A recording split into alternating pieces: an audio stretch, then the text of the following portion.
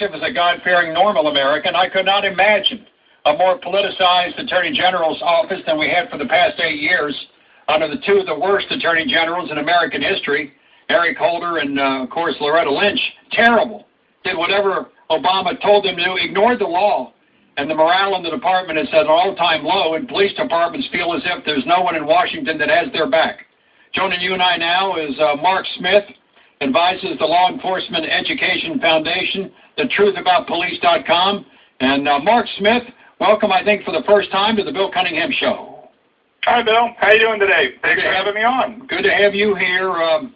All the focus the last few days of the hearing about Jeff Sessions has been all about civil rights and BTQ, and all the cross-dressers in the bathrooms, all that kind of stuff.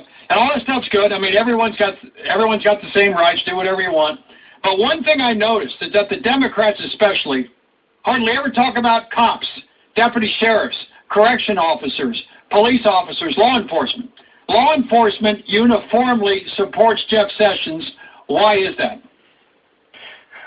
Bill, because with Jeff Sessions as the Attorney General, there will be a reset in American policing policy out of the federal government, where we again presume, believe it or not, that police are innocent until proven guilty, as opposed to under Barack Obama, where the presumption is they're guilty unless they prove they're innocent, as we saw, for example, in Ferguson, Missouri, where as soon as there's an allegation of police wrongdoing, what does the Barack Obama Justice Department do? They send 50 FBI agents to Missouri to investigate the police department and police officer Darren Wilson, who was, of course, exonerated. And I think that the presumption of innocence, which is, believe it or not, though, not exactly new to American law, will be brought back as it is applied to law enforcement. And I think that's why law enforcement in America supports Jeff Sessions for Attorney General.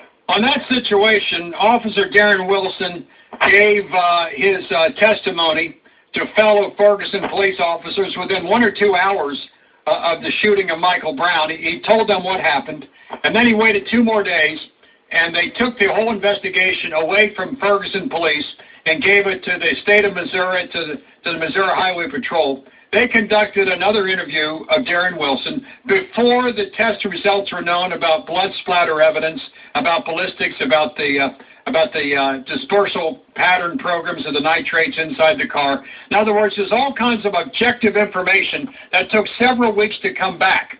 But Darren Wilson spoke to the Ferguson police, he spoke to the state of Missouri, and then the FBI, the Grand Poobahs, fly in, 4 or 5 dozen FBI agents with the express purpose of proving the lie, hands up, don't shoot, because they represented Eric Holder, they represented Barack Hussein Obama. They wanted to prove, beyond a shadow of a doubt, that somehow Darren Wilson executed Michael Brown because the riots were underway, the mob demanded blood, and that blood was Darren Wilson. And so, after weeks and weeks of blood splatter evidence, which we can talk about, which I'm very familiar with, nitrate dispersal patterns, nitrate testing on Michael Brown and Darren Wilson, inside the police car, the blood of Michael Brown and Darren Wilson was both located. It took a long time.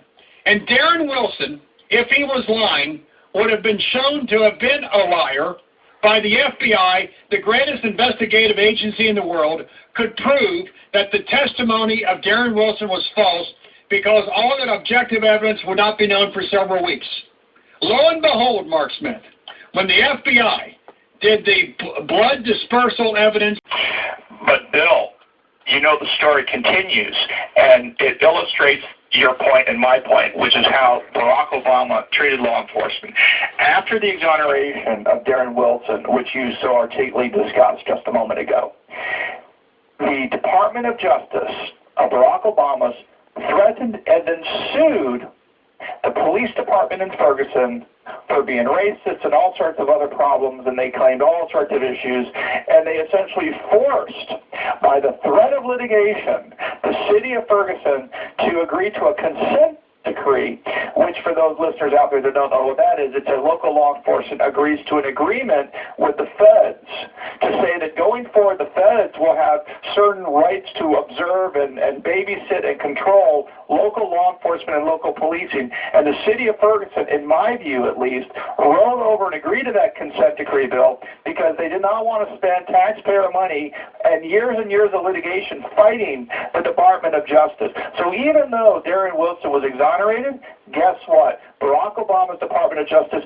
still got their pound of flesh, if you will, by forcing that police department to enter into a consent decree and basically be babysat going forward by the feds and federal-related monitors. Having been an assistant attorney general, the game is played that if you don't agree to the consent decree, you will spend millions and millions of dollars in federal court, and at the end of the day, after 5 years of litigation, we're going to win anyway. So the city of Ferguson made the political decision.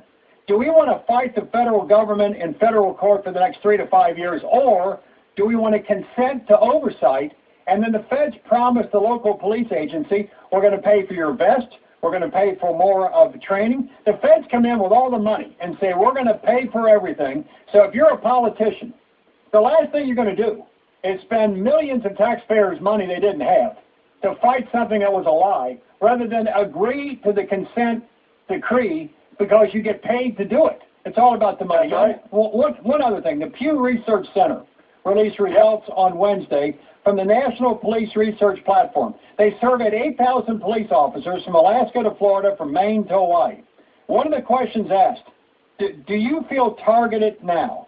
According to that statement, 93% of cops surveyed said they were more concerned about their personal safety today than 8 years ago. 93%. My question would be to you, Mark Smith, what's the other 7% thinking? 93% of cops are saying, we feel targeted. Every time in major cities, if someone's pulled over for a speeding ticket or whatever, there's large numbers of his buddies and friends with their video cameras going to record everything.